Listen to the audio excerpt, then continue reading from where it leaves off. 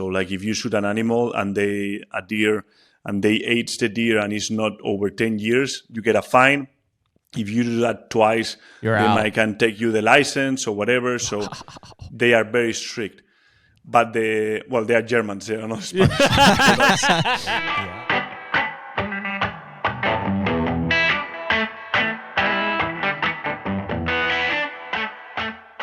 HUNTR Podcast is brought to you by DeerGrow. Man, hard to believe, but DeerGrow has been the sponsor that's been there since the beginning of the HUNTR Podcast. Back in 2021, I think that they were the only partner that we had, but it's such a cornerstone brand and set of products for our food plot strategy throughout the year. No doubt. And it seems like we used to have an off season, but not so much anymore. It's like when a hunting season ends, it really rolls right into food plot season, habitat projects, all of the above.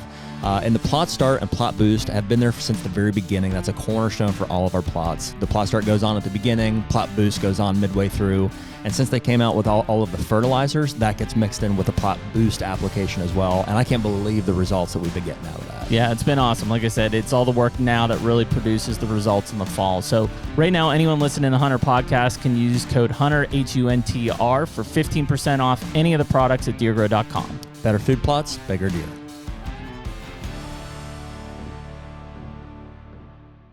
And we're back. Hey, HUNTR Podcast, episode 280.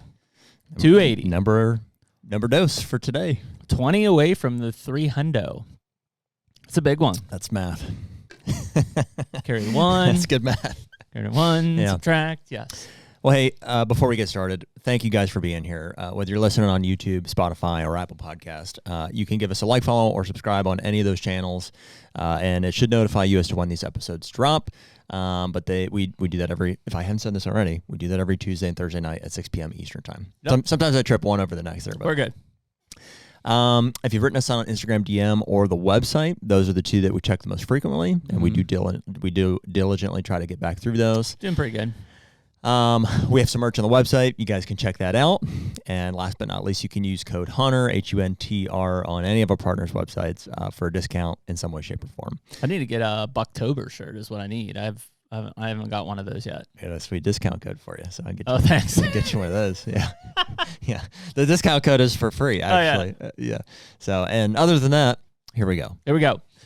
Recording this on the 9th. I can't do the calculations in my head, but it's mid-October when you're listening to this. In fact, I think it's into now the third week of October at this point. Really?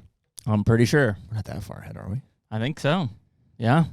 I think this is now the third week of October. Oh, well, yeah, I guess as we're sitting here even today, yeah, I guess we are that far along here today. I believe this is airing. Today is the 9th. Airing on the 21st of October. There you go.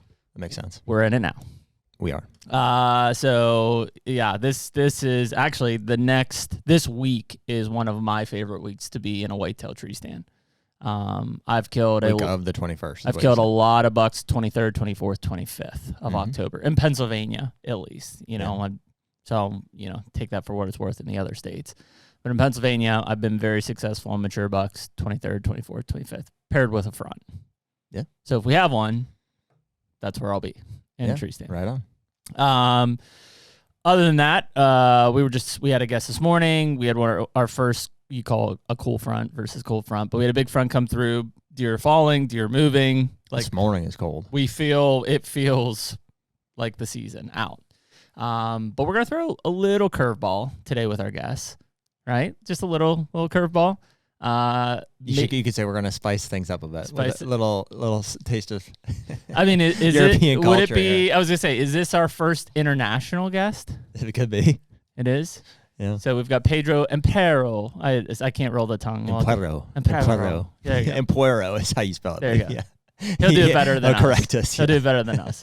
I can't roll the tongue like that. So anyways, yeah, possibly the first international guest on the HUNTR Podcast. And I would assume for a lot of people listening have seen a lot of Pedro's content on YouTube. Most recently, we were just talking about the Ohio film that he put out, which was really cool for him to kind of, for his style of hunting and then bring that to, essentially the whitetail rut, which is, for a lot of people, we'll get into it with him, would say, well, it's the rut. You're in, you're at an outfit or whatever, like it should be an easy hunt. Like it was a grind for him in that video. Really well done production as well. Oh, yeah. Like cool storyline to follow through and see how that all plays out. I first heard about his channel a couple of years ago on Rogan, I think, and I was like, I was going to check it out, and it's like, sure enough. So I believe he's from Spain, and so, but he does a lot of hunting in Spain and in Europe, and where are the stags and stuff? New Zealand? In New Zealand, I've seen some of those. But he's come also to the U.S. and hunted with Remy and Brian Call and a handful of others, trying to immerse himself or, get some exposure in the whitetail space, which is fun to see because he's obviously a great hunter and very passionate about hunting, but not as familiar, with the whitetail. So it's been fun to watch those and see his reaction and stuff. And like, he just seems like a good guy too. So I was like, I'm kind of intrigued to see, coming from the European style of hunting and mindset. Yeah, for sure. What the compare and contrast, right, to what he experienced in North America, right? Because two very different models of wildlife conservation, right? Very privately focused in Europe versus here, very, private, but a lot of public, especially when you're talking about the Western U.S. To something like Ohio, which is, obviously we've beat to death on here of what that looks like. I assume very different, yeah. Yeah, so be a really cool conversation to get in with him and talk through it. So let's rip him in. All right. First off, how bad did we butcher the name? It was getting worse at the beginning. No, it was not. It was getting better. Your first one was not close. It wasn't even the right words. But then the Pedro is the hard part to bring in. But Pedro Ampuero. Oh, my. Pedro Ampuero. That's the way. Yeah. Well, anyways, we appreciate you coming on this morning. And sometimes when we get the guys like sitting there for 5 minutes and we get into those discussions, it's like, wait a minute, I want to talk. Like I want to address that thing. But, for our style of this, we kind of opened it up of, for us, it's just getting to know you and kind of your background and everything. And so I guess for just our listeners who maybe aren't as familiar with you, did you grow up in Spain? Is that kind of originally where you're from and where you grew up? Yeah, I'm from Spain. I grew up there. I lived there. I lived for a year and a half in Hawaii. So I lived in the States. I don't know if it's the States, but it's a different part of the States. Yeah. So we lived in Hawaii for a couple of years working there as an engineer. And now we do hunting films for a living. So that's basically, we started working with Kuyu and this and making films. And that's what we do for a living. And we travel the world making films now. So. And are you back in Spain? Yeah, we're back in Spain. Okay, perfect. And so, I guess, what does, we kind of talked a little bit there at the beginning of the differences in the European hunting style that obviously we're used to in North America, but what is growing up in Spain look like from a hunting style for you? Was it something that you did as a child? Yeah, my dad is a big hunter, so I started hunting when I was 5. Oh, wow. So part of our world culture, the good thing about Spain is that we have a huge season, so there is something to hunt 365, so we hunt all year round. So I think that compared to some of the states in America that you have very limited season, very short times to hunt and all that, in Spain we are like every day of the week we can hunt. And that, I think that makes a big difference and you can hunt a lot. And what is it you have? We have plenty of species. We have like 12 different species in Spain. So it's a small country. It's the size of Texas, to give you guys an idea. But we have 12 different species. We have ibex, we have the chamois, red deer, fallow deer, roe deer, wild boar. So we have a lot of mountains, forest, deer, goats. So I think it's cultural-wise, there's a lot of hunting, a lot of opportunities. It's true that it's not cheap because most of it's private land. So that's what I was going to ask. So it's privately owned. So obviously you have to have permission to it. Is it managed for wildlife? So it's not that it's owned like in the States that it's owned by a particular guy. Yeah. It's owned. Most of the land is owned by the towns. Oh. So okay. So the town owns all the area, all the hunting rights around them, and they lease those grounds. So it's typically big pieces of property. So gotcha. I always get confused between acres and hectares. Yeah. But like the hunting leases are pretty big. Yeah. So it's not like when I was hunting with Brian Cole that you mentioned hunting whitetails, that the lease, when he told me the hectares, I was like, oh, it sounds good.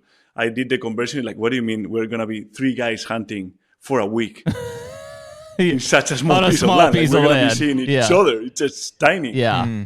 So there we have big leases, and hunters lease those areas for typically for a long term, for 10 years. Oh, wow. So you lease it with a few friends. You buy the hunting rights, and you do whatever you want with those rights. So the government will tell you can shoot 5 bucks, 10 does, you can 20 wild boars and 3 stacks or whatever.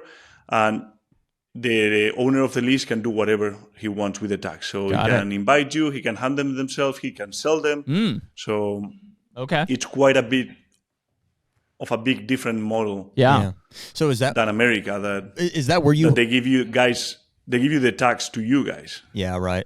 So is that where you hunt primarily then, Pedro? Is on a lease with some friends?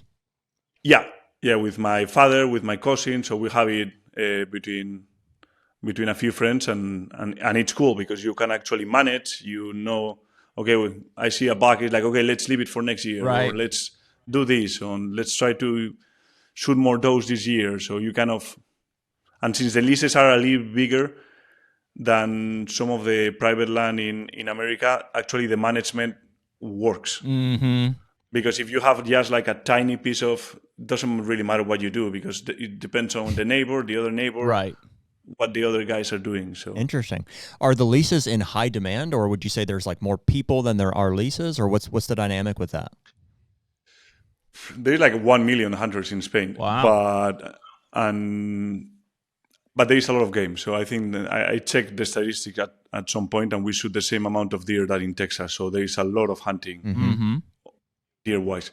But there is a high demand, especially for good areas. Yeah. So it depends. It's like everything. If there is a good area, good trophy quality, it's not cheap to hunt. But you find also areas like mine, which it's very bad.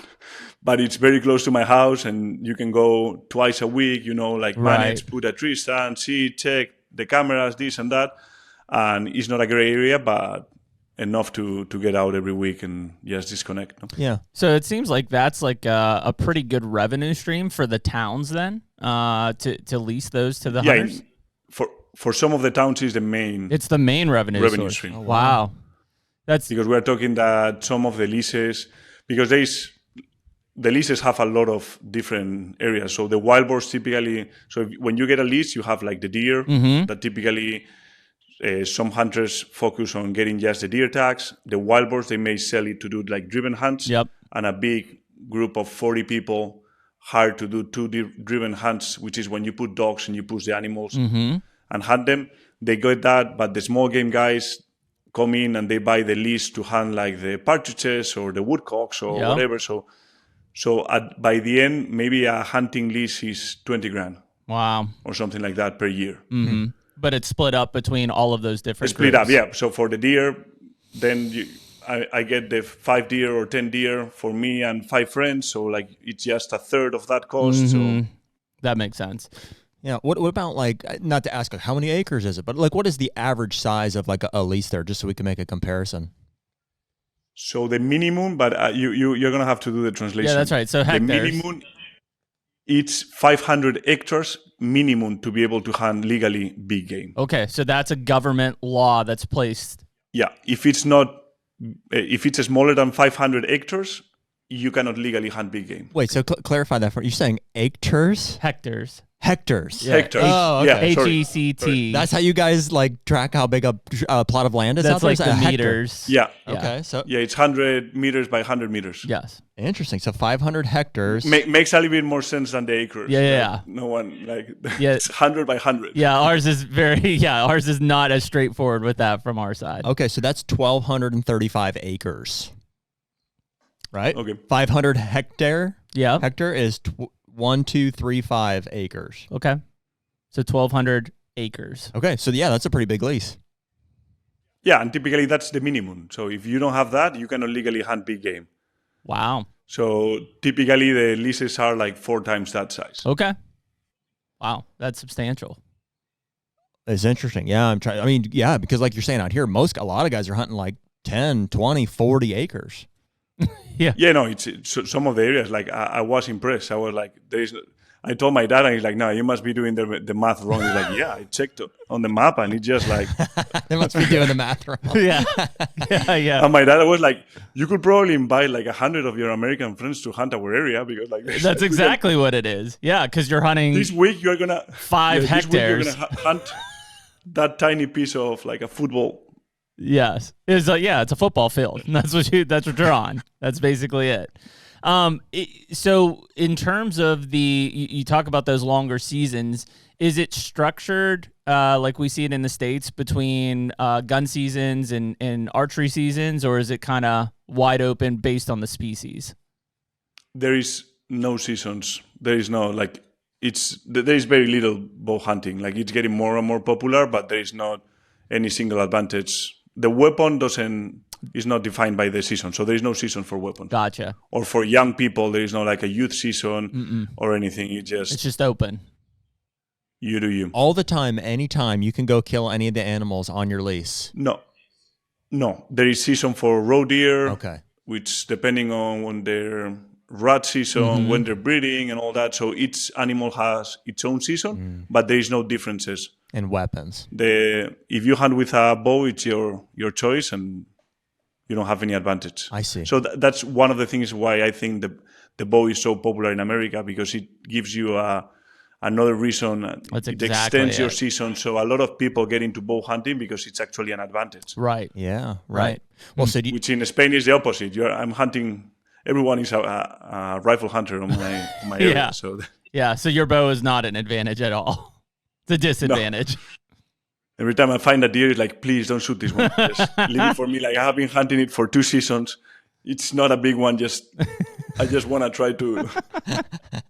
That's funny. Well, dude, let's back it up. If you can tell us a little bit more about your channel. Like, so you started hunting with your dad when you were 5. Have you been filming hunts like as you were growing up, or what was kind of the progression? Yeah, so my dad used to film hunts since the 80s. So he has been filming hunts all his life with like the 8mm film, like with the first ones are like in black and white. They didn't have any audio, so he had to record the voiceover and music over the film. So he kind of like taught me, like, as soon as I started going with him on international trips, he's like, grab the camera and film me here. And I was filming him. Come here, boy. Grab the camera. Here, it's just like, I'm here in the Nile River. So like, it's not like he was not making hunting films as we understand them today, but he was kind of like documenting his hunts to remember the hunts. Gotcha. Okay. That makes sense. Yeah, he's like, hold that camera still. Yeah. Have you pressed the red button? He's like, yes. Twice, actually. So he was basically and so was he doing it for, personal and family, like so that you all could watch those back as like a family film essentially? Yeah, that's for the family. For him, he also, like, on every trip, he will record he will bring a voice recorder, and he will like record daily what happened on that day to kind of like then tape all his hunts to remember. Yep. So he has been doing that since ever. So as soon as I started growing up, I think when I was 14, and I started hunting with the bow, and the internet was starting and all that, that's when I started like putting videos together with the Windows Movie Maker and just like putting films on YouTube and all those. So I started making videos. The videos started getting better. We started building a community. I remember like suddenly Boning was giving us veins. So we're like, dude, this is big. Free veins. Yeah. So we're like, we should do this better. And this guy invited us on a hunt. So like we started trying to put and invest more time in making videos, and up to today. So wow, that's really cool. In a similar way, like I know my family, we used to make deer camp videos. So like when we would go to our deer gun season camp, which was around the Thanksgiving holiday, since the mid 80s, my uncles or whoever would basically film that. And it was kind of a tradition for us, like at Thanksgiving, because usually all the guys went to camp the next day, is we would watch those old films, right? So it was same kind of mindset, I guess, is that we were doing it for us to watch like those throwback videos and history videos and get excited for that season to all go to camp and do it all over again. Yeah, and I think also like we were watching back in the day, bow hunting wasn't as popular. So we're watching a lot of the American films, not DVDs, like VHS films. Yeah, like getting those tapes, watching it and all that, and there was nothing in Spanish. So like it was nice also to see content in Spanish. So we kind of like we need to share more because like people, they don't know that much about. Well, we didn't know anything about bows either, but I think it was fun because editing was hard. I remember that I was stealing the music from Primo's videos because I couldn't find music.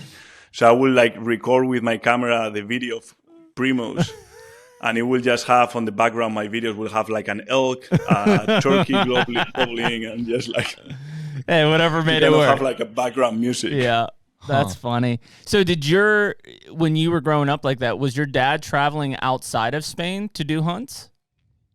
Yeah, he has been traveling all over the world. Oh, wow. So you were introduced right into it.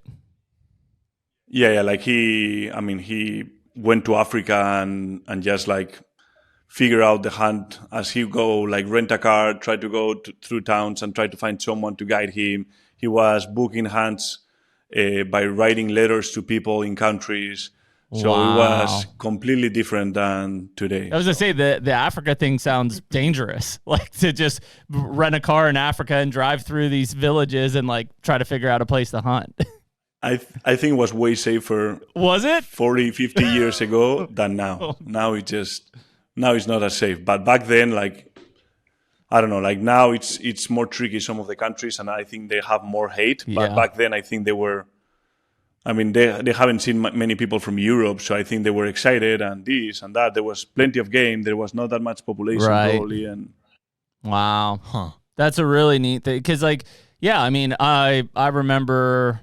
I guess in the 90s and stuff, there like maybe the Chuck Adams or Tom Miranda was, had VHS, videos going and traveling to different countries or different continents to do hunts. But, most of the things that we saw or we grew up from was, local whitetail or turkey hunting on, the videotapes, basically. Huh. No, but imagine like filming like Fred Bear, like all those hunts that he filmed in Alaska with a big camera, stick bow. Like today, like I think it's hard to film something with a traditional bow. So imagine in Alaska with a camera that you need to be making noises, put the tripod. I don't know. I think it was insane. Yeah. Wow. Pedro, is your dad still around? Yeah. Man, We still go hunting every year. So that's he's awesome. 76 now. He sounds like a super interesting guy. Were there many people in Spain, many guys in Spain? Did he have friends that were also adventure hunting with him? Or is that, we're still trying to just understand the culture of that, Yeah, I think like in Spain is one of the countries that has more international hunters. That would say, like if you look to the Weatherby Award, which is an award that the Safari Club International gives for like hunting all over, like there is like 3 or 4 guys from Spain. So I think it has been a culture of traveling a lot. Interesting. And yeah, I say that too, just because it sounds like there was also, and I assume back then too, there was plentiful game in Spain to be had as well. No, and I think like, I don't know why, but like, yeah, like they have been traveling a lot since ever, so I don't know. Huh. Well, it is crazy. You mentioned there's like 12 different species even on your leases to go hunt. It's like maybe it's just the part of the states that we live in. It's basically like you got deer season and turkey season. That's like kind of what we got. If you go to the west, there's elk, and we do have other like subspecies of deer and stuff like that, but way fewer than Spain is what it sounds like. Yeah, no, and people hunt a lot here. Like most people, they don't hunt one deer a year. Like they hunt a lot. So that's interesting. It's a lot of game. So do you think that we are very, very, very lucky? You think that most Americans we're very like closed-minded? Like I have no idea what's happening over in Spain. I never would have guessed there was that level of hunting happening over there. Well, we have a lot of Americans coming every year, so like you guys are increasing our prices now. So sorry about that. Yeah, we are struggling to get some ibex stacks now because like it's the demand from America after. And the market is just like a whole different level. So wow. Yeah, I mean that is the one thing that you start to see now, just really with the internet in general, but more information out there. It seems like it makes it very easy for especially the Americans who have small seasons, to be able to say, well, where else can I go and extend my season? Where else can I go and hunt? And so, yeah, Europe, even though it seems very relevant to being able to come over and hunt, I think the barrier is most people are used to, I either own land or I have public land access. And out there, obviously, it's clearly, a different structure. So I assume that some of the people that are leasing those properties from the towns are actually outfitting them, right? And selling hunts? Yeah, that's correct. Okay. So and you have to that understand becomes also a big piece. Yeah, and like they will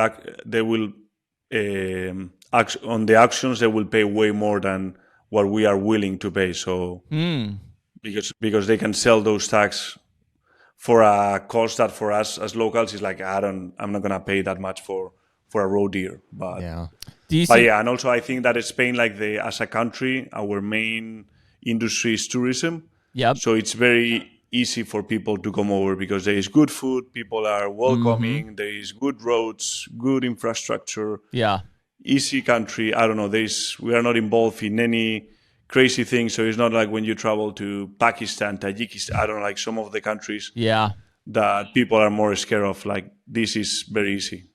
So do you see that as a potential like long-term threat to your local culture from a hunting side, being that there may be an increase in demand for people coming in and competing for those? I mean, for some of the species, we are already struggling. I will say that for roe deer, that it's our whitetail deer. I will say like it's exactly the equivalent for the whitetail. That's what we hunt the most, and wild boar. That's never going to be a threat because like there is not that much interest because it's a tiny deer. So people don't care about it. Like their antlers are like this big. So yeah.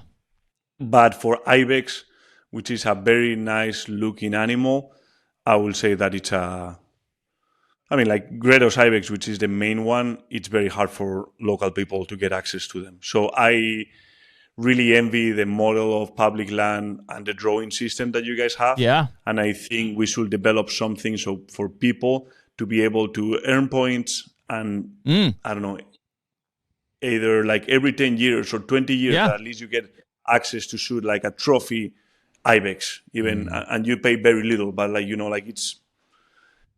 it's from every Spanish, so every Spanish guy will have the right to hunt them. Yeah. So are the game regulations and stuff, is that a federal government like entity that is setting and managing that? Yeah, so it's the states. So we have like a bunch of states, but there's some like national rules, but there's states, and then for every town there is like a technician that will study how much food there is, how much crops and all that, and will decide how many animals you can take. Okay, so that is the local management. Yeah, which I think it's very nice because you are actually hunting. So the amount of animals that you can hunt on a property is defined by the land and how rich that land is, instead of like how many people That's exactly it. Yes. Because like in Ohio, like you may have a tiny access to public land, but if there's 100 guys that have a tag, they can shoot 100 deer. Exactly. Yeah. But in Spain, it's the opposite. It's like how many deer you can actually hunt on all those little pieces of property to make sure that you are not over-hunting them. Yep. So it sets a quota on the animal versus a quota per the number of hunters. Yep. And I think that's how wildlife management should be done in theory, right? Like that's the healthy way to be doing it versus, from a sustainability side. And also there is different, depending on the species, there is different tags depending on age of the animal. Wow. So you are making sure that you are hunting a little bit of the different age groups. So you are not always targeting, because I think with deer, and in Spain, we're not doing a great job with that. Like, if you see Germany, that's amazing because, like, the trophy quality or the trophy size tags, you are only legally able to shoot animals that are 10 years older. So you are actually shooting animals that their antlers are going down because they are already past its prime. Over mature. Mm-hmm. Yeah, but the thing is that the whole scoring system of deer highlights the animals that are actually on their prime. So we are shooting the biggest, healthiest best looking animal, that's actually the one that you shouldn't be shooting. Mm-hmm. And that's how we are scoring the animals. Yeah. And for that reason, for deer, it's very hard to count, to fail judge the age. Yeah. But for like ibex, for like goat species that you can actually count the rings, you have different tags for like the age, the size. So you're making sure also that you are shooting smaller genetic animals earlier, so they don't go into the breeding age or whatever, you know. So that's really a focus on generating a quality population with a balanced age structure. Yeah. Wow. Interesting. And the same with females. Like you need to shoot like twice the number of females as males to make sure that the ratio, depending on the species, there is 1 or 2 females per buck, so there is not overpopulation of females. Is there any, I don't know how to put this, is there any consequences to not shooting, let's say, females? Like, if you're like, I'm not going to shoot any females, I'm just going to shoot males. Is there... or you shoot a buck that's not of the age class that they're saying you need to shoot. What are the consequences? So in Spain, the doe, there is not like big consequences, but the administration will push you like, hey, you guys haven't made the quota. Hey, what's going on? You know, like you need to make the quota. There's some other countries in Central Europe, like Germany, I think that they push that to the next level. So like if you shoot an animal and a deer, and they age the deer and it's not over 10 years, you get a fine. If you do that twice, they can take you the license or whatever. So they are very strict.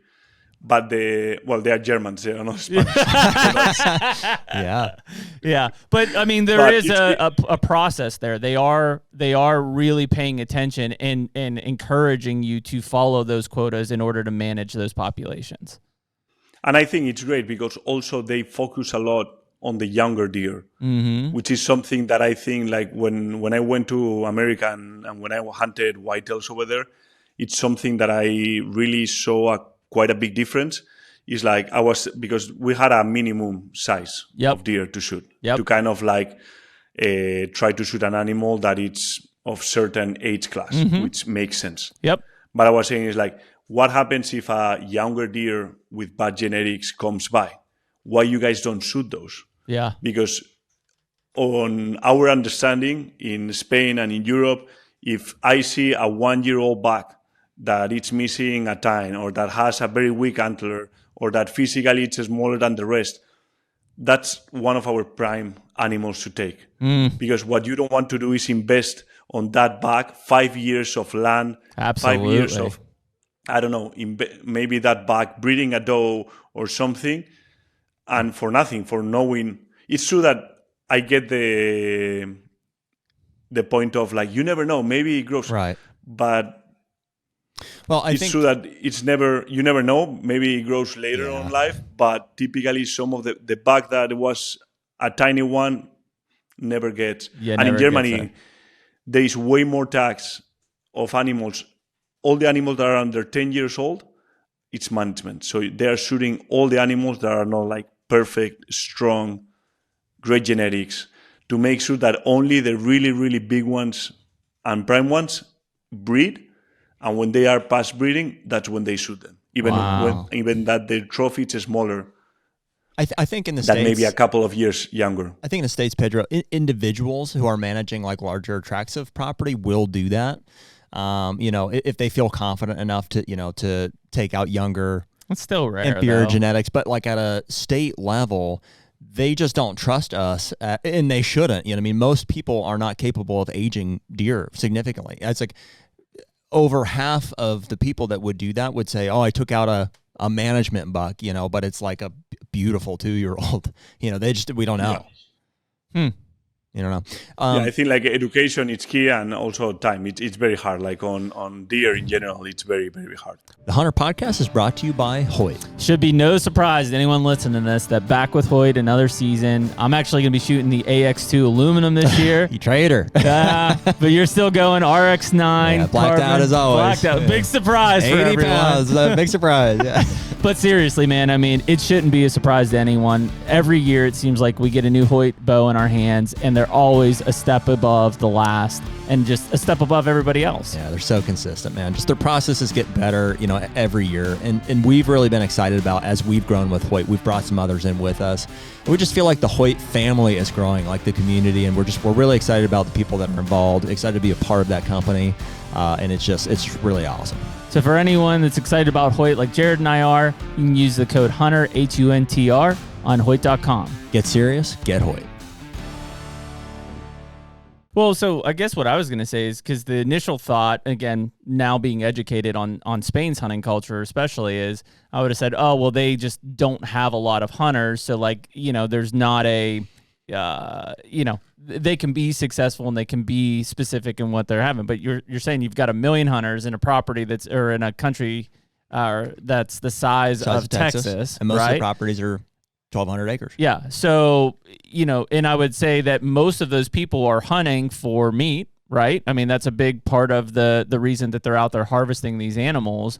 And so there's a level of success there that seems to be acceptable for the people of Spain, right? In their hunting success. Yeah, no, like there's a lot of hunters, and those hunters typically hunt a lot. So that is not like the success rate is, no, it's over 100%. Like people typically shoot more than one animal per year, per season, and per year. And one of the bigger difference also that I saw is, for example, like the doe management. Yeah.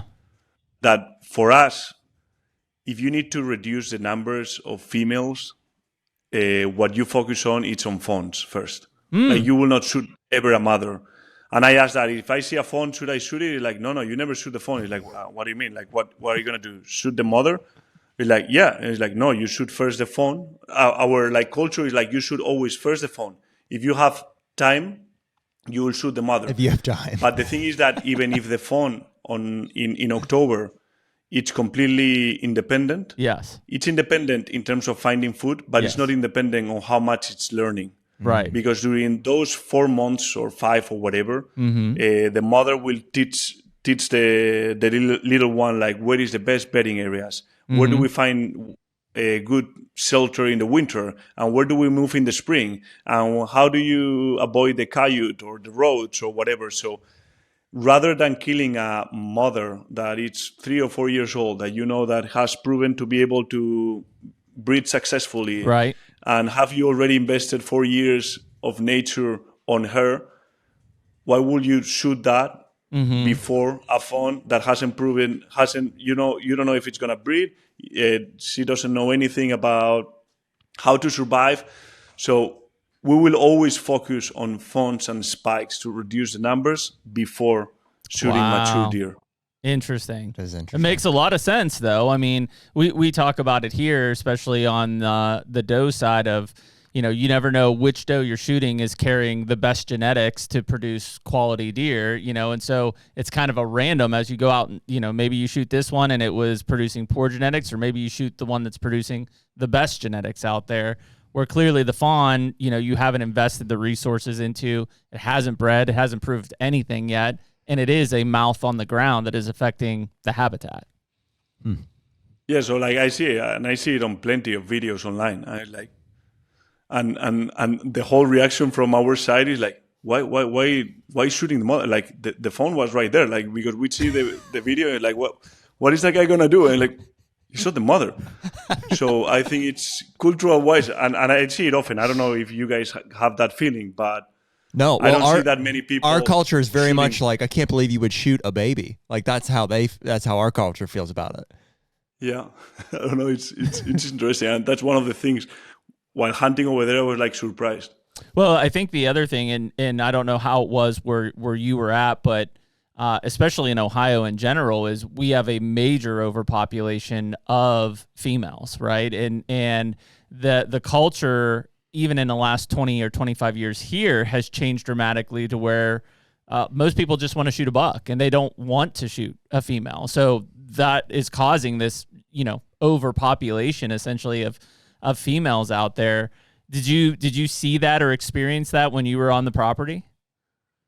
I do think that they didn't want me to shoot any females because I think like the success rate in general is low. So they want to focus on shooting a mature buck rather than messing around, and especially doing the rut. Maybe we were there in November, so it was the peak of the rut. Right. So shooting a female that maybe 5 minutes later a buck comes in, I don't know if it's the right time to do so. But like I guess that I don't know when is the right time of the year.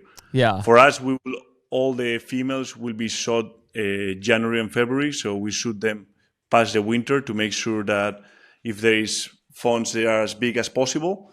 But I don't know when. Yeah. And also, if you shoot a fawn, it's already pretty big because, like in September or early September, the fawns are like pretty small. Yeah. So meat-wise, it's still not very interesting. So I think that makes sense. So you're harvesting over there. You're getting those animals out of the population before winter, when it's the hardest time for them. No, after winter when they are the biggest, and when also you can, I don't know. The fawns are the biggest. You can also very easily identify a male from a female and a fawn. So like. And also they have, I guess that they have also more meat. That in September they are still like, some of them are pretty small. Yeah, yeah, it is an interesting thing here of like, people very much like looking down upon shooting fawns at any time of the year, even in the late season. It's like, oh, they shot a fawn or whatever. They, if you wanted more meat, shoot a doe. And yeah, I guess that's just a culture thing that, the difference of it, and too literal to the point of, like you said, oh, don't shoot the baby. But it's like, well, it's that's kind of, if I'm just being management. honest, that's kind of how, not that I feel about other people doing that, but when I personally, if I consider my own, like, am I going to shoot a fawn? Like, I don't know. I look at them, I'm like, I think they look kind of cute. I have a hard time shooting a fawn. Yeah. Yeah, but what you cannot do is then shoot the mother. I think it's more cruel to shoot the mother. Well, I feel bad about that too. Yeah. Either you don't shoot any of the two. I do. Which typically, in terms of management, ideally you will shoot those females that they haven't had a fawn, which maybe they breed, but a coyote took the fawn or something happened or a road accident. So you are never gonna have 100%. You're gonna be 100% sure that you did the best choice, but at least you are trying to stack the odds and say, okay, that doesn't have a fawn. Let's shoot that mother. That mother has 2, let's take 1 and let's keep the buck or whatever. I don't know. Yeah. Well, you seem to have and maybe Spain in general has a way more straightforward approach to how you guys do that. We talk to a lot of people in the States about their strategies for shooting does. How many do you shoot? What kind of a sex ratio in terms of bucks to does? When do you shoot them? Which ones do you shoot? And the answers are all over the board. Like, there doesn't seem to be a clear consensus on how or when or what is the best way to do it. Yeah, so here it's tricky because the main deer that we shoot is the roe deer, and their breeding season it's very strange because they have one thing that it's called embryonic diapause. So like the rut will be in July, and the embryon will freeze for like 6 months without developing. So the deer, the fawns will give birth during the spring, which is when there is more food for the deer. But they actually breed during the end of the early summer, which is also when they are stronger, rather than right before the winter that they go through the winter that they are very weak. So it's a very different timing-wise deer. So, but typically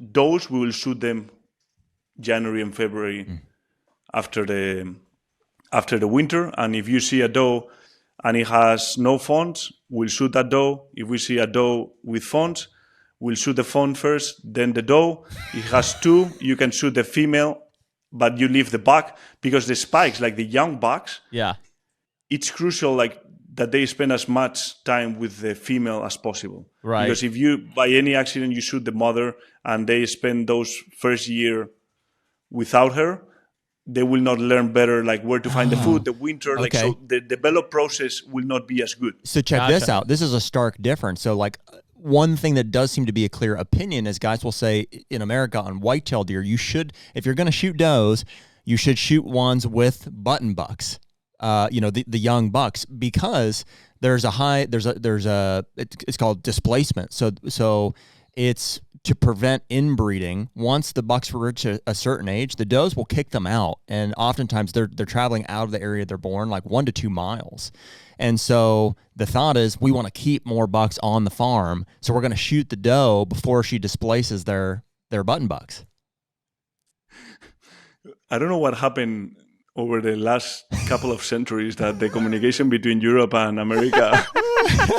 It's literally the opposite. We are like on the opposite management side. So, interesting. I don't know. I never even thought about it.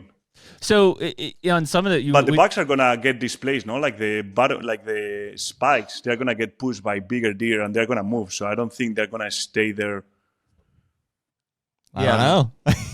Yeah, I mean, and again, it's probably property size too, right? Like if they go 3 properties over, they're interacting with a whole different set of property owners and likely even a whole different deer herd, there versus maybe where you're at, that these animals are covering more ground on the property. So they still are interacting with the same herd per se. I know, typically like the deer, they don't move much, the roe deer, but they are very territorial. But the younger ones, they will get displaced by the dominant bank, and they will go find another different spot. property. So like they're actually, like there is a common conception of like, yeah, that buck is the son of the other buck that I saw a couple of years ago because their horns look alike. Yeah. And actually there is not that much happening because those bucks will move to a different property. So what does the after the harvest look like? Is there like a checking process with the town or with the state? Or do they require you to keep records, I guess, on what you're harvesting and everything? Yeah, we have like a plastic tags. Okay. You put over the horns, and then you have to give a part of that tag. You need to send it over to check it in. Okay. But it's not like now they're trying to get more into the mobile phone and trying to get you to mark the location. But there has been a lot of issues. People is like, I don't want to tell the government where I am. And every time, we're similar in that way. We don't want to tell the government where we're at either. So that we share in common at that point. And they're gonna know where the big bucks are, Yeah, so exactly. It's tricky. Do you have to share any weights, or like for us, a lot of times we'll send in teeth or incisors for aging. Do you have to do any of that? Depending on the state. Okay. On some of the states, you have to send a little bit of information. On others, not as much. Okay. So when it comes down to like the aging of those animals, are they just relying that you guys are telling the truth on what you harvest? In Germany, you do have, because you have like fines if you don't do that. In Spain, on ibex and all that, if they get you with the horns and you have the wrong tag, you are cheating because you can count the age. So there is no discussion. Got it. And also when you're hunting on government land, where you go with an official from the government hunting, he's the one that is making the calls. Okay, that's the right one to shoot. That's old enough. You need to shoot that one. So that's the guy that is doing the control of the age and to make sure that you are shooting the right one. Gotcha. Pedro, you've mentioned it a few times in Germany. Do you hunt in Germany very often? Is that open to non-residents, or? I hunted a couple of times, but I hunted once for red stag a few years ago. Mm-hmm. And there, I don't know, a friend organized this hunt on this area, and I thought it was like a normal area, but it was actually an amazing piece of land, super well managed and all that. And in Europe, there is this concept that since there is so much demand or whatever, in many areas, you get charged by the size of the animal. So they score the animal, and depending on how big it is, you get charged a trophy fee that varies. And the reason for that is there is a bad thing, because I love the concept of being able to go out and shoot the biggest animal possible. But at the same time, it gives you the opportunity that if you don't want to spend as much, you can shoot an animal that it's smaller for a more reasonable price. That if you will have to average the whole thing, Yeah. So is that open in Germany? That happened in Germany. And I told the guy, he's like, okay, hey, this is my budget. I'm looking for a deer that is not very big. And the guy is like, because I was hunting there for 3 days, like you have 3 days to find more money because we're not going to find something that's more here. Like, we have been managing this property that if something gets to 6 or 7 years, the prime time of a red stag, it's 8 years old. So it's more or less like an 8, 9. Yep. So if something makes it over 6 years and it's not as big as possible, it's dead. So if we see something the size that you want that it's over 10 years, it's going to be my fault because that thing should have been dead. So we are not going to find that. So you better start making your mind because if not, so at the end, probably I saw the stag, the most expensive stag that I never planned to shoot. But yeah, it was a hell of an experience to see how they manage the property and all that. Yeah, and because that is much different than Spain, right? Like most of those are estates, and that it's very controlled. Like there isn't, town-owned land that becomes leased and stuff like that. Is that correct? In Germany, it's similar. So in Spain, we have those leases, but we also have some government areas that are 100% managed by the government. Okay. So they action the tax, you go with a government official, and some of the areas that we have in Spain that way, they are managed like amazing. Well, amazing. Like they control it's like you go there and they know, hey, we know who you're going to shoot. Yeah. They don't put names like you guys do with deer, but like, they know. They know which one though. Yeah. So you're going to shoot double spiker and they take you and until you don't find that one, you probably don't shoot any other animal. Yeah. Gotcha. Pedro, how long have you been coming to the States to hunt or been interested in doing that? I love America. Like I have hunted, I don't know, not that much. So I hunted once in Wyoming because my dad drew a bighorn tag. So he's probably like, for a non-resident alien to draw a bighorn tag is like it's a lottery. He got the call, and my dad was like, "Who are you? I'm still paying you for putting on 4 points." And he was like, "No, you drew a bighorn tag." So we hunted there. I hunted in Ohio. I hunted in Missouri, also with Brian Cole. Yep. I have hunted Idaho, Hawaii.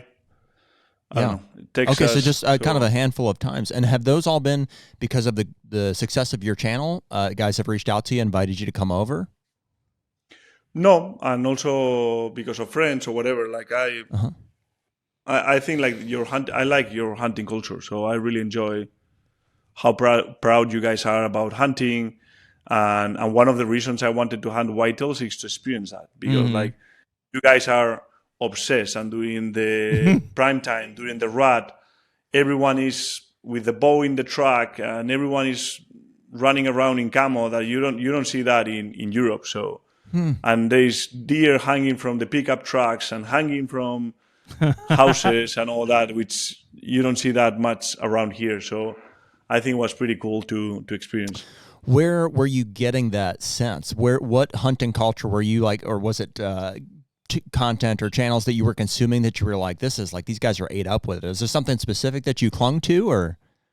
So like the thing, we as a bow hunter particularly, I think like we have grown up as seeing America as an inspiration, because all the information was from I don't know, Chuck Adams, Randy Ulmer, or the Bowhunter magazine. Like we will order the Cabela's catalog and just like get 5 friends to watch it and to see like I will buy there were no tree stands over here, so we'll buying tree stands between friends to bring a tree stand over. Wow. And the bows were from there. So like all our bow hunting culture comes from America because there was nothing here. Wow.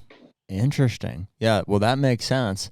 So which of those was first? Which was your first hunt in the States? I guess it would have been Wyoming when you were a kid with your dad, and then, but for yourself. Yeah, that was Wyoming, that I was just coming along with my dad, and my first trip was in Texas.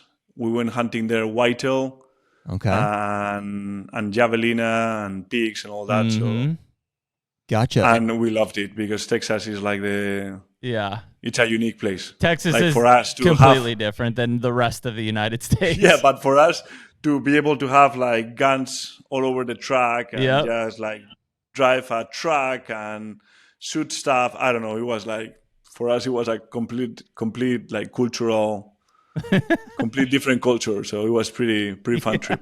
Interesting. And then what was the next one? I don't know. Maybe I hunted a few times in Canada, but in the United States, I think the next one probably was Hawaii. We lived there. Yep. Okay. So some of these we lived in Maui, so we hunted a lot of axis deer. Yeah. We also hunted in Lanai. The move. I don't know if you guys have been to Hawaii, but if you haven't, I highly recommend you guys, because especially the season is completely opposite to. Yeah. And there's a lot. Whitetail. There's like, you've got Axis, you've got Mouflon. What did there's a guy down there that we've contacted, but Matt Mioli. Do you know who that is? Yeah. Oh yeah, Matt. He hunts down there. Yeah. Matt Miola, the surfer. Yeah. Yes. Yeah. So we had a group of friends that they were all like surfing guys. So Shane, Matt, Mark Healy, all those guys. When I was there, so that's who you hunted with. They were all hunting. Oh, yeah, very cool. So it was pretty fun crew. And for us, it was shocking, because to have a professional surfer talking openly about hunting, it's something that you don't see in Europe. I'm pretty sure that if you have a professional surfer that uploads on its Instagram a wildboard photo with a bow here in Europe, he will drop all the sponsorship right away. But there's a couple guys like that. A mutual friend of Remy's is, do you know David Wise? Have you ever met him? Yeah, David Wassel, no? Yeah. So I shot a TAC event, Total Archery Challenge. I shot that with Remy and David in Utah years and years ago. But David does the same thing. He's a Olympic gold medal skier, and he posts all of his hunting stuff. No, that's awesome. That's pretty cool. Yeah, you don't see in the Europe side. And that is the one nice thing about our culture, even though the majority of the United States is non-hunting. For a lot of it's still a very acceptable lifestyle, right? Like, it's because it's just been part of our history in this country for so long. And I think it's coming slowly. Things in Europe are changing because more people want to reconnect again with nature. So I'm optimistic on that side. It's true that I think in general the whole population is more polarized. So there is going to be more anti hunters. Yeah. But there is also a population that is shifting to kind of like, I want to discover nature. I want to, like get to know, reconnect, like where the food comes from and all that. That's a huge part of it. Yes. I think it's super important that we take non-hunters out every single year to experience that, so they understand better. That we don't go there and shoot everything. I see. Take them hunting, not take them out. Yeah. Take them hunting. I think that the sustainable food one has been probably the biggest acceptance from the non-hunting population, because that's come into question so much of where this food's coming from and what it looks like and all the chemicals and everything. And so whether they agree with hunting or anything, the fact that we're at least understanding like, hey, this is food for us and it's coming from nature and it's not, being laboratory made essentially, that they at least appreciate and can understand that side of it. Yeah. No, the same here. Now all the aunties are like into, you guys should introduce more wolves. It's like, why we want to feed wolves while we can take advantage of that source of food sustainably that is taking zero cost to produce and use it. Yes. It doesn't make sense. What's better, to breed cows and have wolves eat the free food that is running around? I don't know. Yeah, and I mean, we have the same thing here. Most of the antis in the United States are in favor of bringing back apex predators, even though they have no comprehension of what that is, right? And have no understanding of how that will affect the wildlife populations. But that's just, they see wolves and grizzly bears and they just think cuddly big animals, and no, they're violent and ferocious. And they typically don't target wildlife. They will go easier. It's easier to hunt a cow, to hunt a sheep, to hunt cattle than going for your pet dog. Yes. That's what and that's it. Is like usually, especially in the West, California being probably the most prevalent, is like you don't hear about issues until all of a sudden there's a mountain lion in a backyard when kids are playing on the swing set or whatever it is. And then they're like, well, we can't have this. And it's like, yeah, but you've also said you don't want mountain lion hunting. So how are we going to control the population? There was a big case actually in Germany. One of the main politicians that was in favor of reintroducing wolves and forbid hunting wolves and all that one of the wolves killed her horse pet. He had like a 1-year-old horse. Oh, wow. And the wolf killed him. So she was like, okay, now we're going to change the regulation. Oh, it's yeah. going to be like dangerous wolves. So problematic wolves. It's like, now you get it. Yeah, now you understand. And that's it, is that most of the politicians making the decision have zero connection or understanding of what will happen until it actually happens. The Hunter Podcast is brought to you by Predator Camo. Man, this one feels good, right? I know people have been looking at this picture over your shoulder for a while now. I think that was 2018, but we just, over the last, how many years, keep coming back to Predator Camo because it's been so damn good for us. No doubt. I think we bought our first set off of Jen at the Archery Trade Show almost 10 years ago. Yeah. And Jen's still with the company, and the patterns have only improved since then. They actually were recently acquired within the past couple of years. We've had a chance this past year to go and meet with new ownership, talk about redesigning a lot of the old lines, plans for new patterns, all of the above. So really excited about what's to come, not only this coming year, but in years to come. There's a lot of good stuff coming from Predator. Yeah, and I mean, for us, it's always been going back to that breakup pattern, right? That's the historic look, whether you're talking about the spring greens or brown deceptions or fall grays. Yeah. I mean, that breakup is really what's been so powerful for us in a tree stand. And right now, they're letting anyone use the code HUNTR on the Predator Camo website and get 20% off any of the lines, including all the new stuff that dropped here in July. Be the Predator. So, Pedro, these whitetail hunts were not until pretty recently. Ohio was just last year, right? And you hunted with Brian, the year before? No, it was the same. The thing is that one video we released it right away, and the other one we decided that it was smarter to release it now that the season was starting, all that. No way. But we hunted 2 weeks in a row. Oh, wow. So we sat for 14 days in a row all day long. So this was just last year, was both of your first whitetail hunts? Yeah. Oh, no way. Yeah. 1 week in Missouri and then 1 week on Ohio. So, and obviously completely different from your style of hunting, which is very much movement, spot and stock, hike, glass. Now you're just stuck.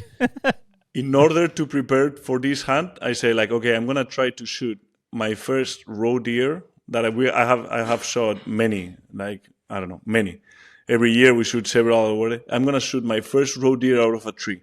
Okay. Which for me was a challenge because it's like, how do I pick the right tree? How do I hold myself rather than seeing a deer and just trying to sneak over and shoot it? How I'm going to make this happen? And I actually shot 2 bucks out of a saddle. Oh, wow. Because it's true that tree stand hunting, it's tricky here. Like the saddle, the trees are not as big. Yeah. On my area. So it's a little bit easier to hang a saddle setup than a tree stand. And I actually managed to shoot 2 bucks, and I fell in love. And also I learned how to sit, how to set up, what do I need to do, how to hold the place, the shooting, getting used to. It seems pretty easy, but I didn't feel like it was that easy. Yeah. And I think it was a great training for the hunts. Wow. Yeah. So, fell in love with it to the point where that's a strategy you're going to continue to use in Spain, or not so much? Depending. I think it's another resource. Yeah. Yeah. I think that I think it's another tool that you have on your backpack to play depending on the area, the time of the year. If you sit over water, wild boars, or deer on particular spots. But I don't think that you need to be 100% stuck on something. Yeah. I think also ground blinds, if you prepare them properly with natural thing, you may get in faster than climbing up a tree. If you need to move, I don't know. Yeah. There's a lot of, but it was a pretty cool experience, and it was nice also to see how you guys hunt, because I think that you guys are very technical in general. I appreciate how much you dive into the process, the system, how to do this, the south wind with the north, with the temperature, it feels like you guys are a lot into understanding why things happen. Mm-hmm. While us, I don't know if because we have more deer or we hunt more days, it's I don't know, just I don't know why I'm taking the decision. I'm just go hunt and take the decisions as I feel.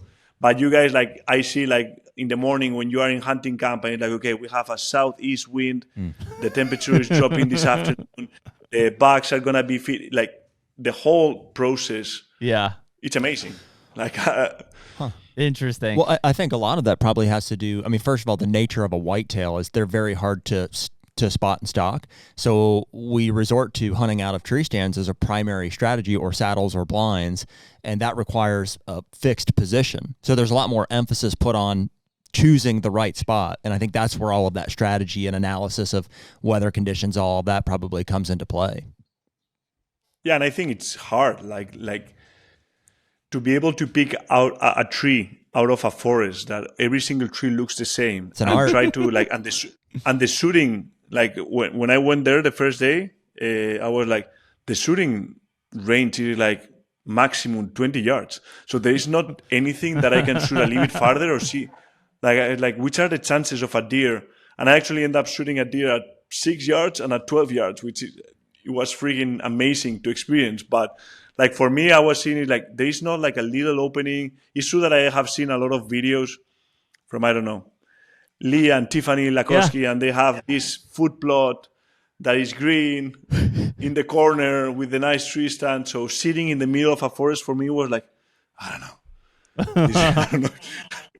Yeah. I don't know how this is going to happen. Well, I definitely got that impression, like not like they garholed you. That might be an American term here, but like it seemed like both of those hunts were pretty slow. Like you were not seeing a lot of activity for most of them. No, we only saw 2 shooter bucks, and that's the 2 that we shot. And on those 2 weeks, on the first week we were 3 hunters, and on the second week we were 4 hunters. Mm-hmm. And we only saw those 2 deer on those 2 weeks. So like the success rate is 25%, which for me was super low. Yeah. So I got super lucky because at the end, like you travel all the way from Spain for a 20.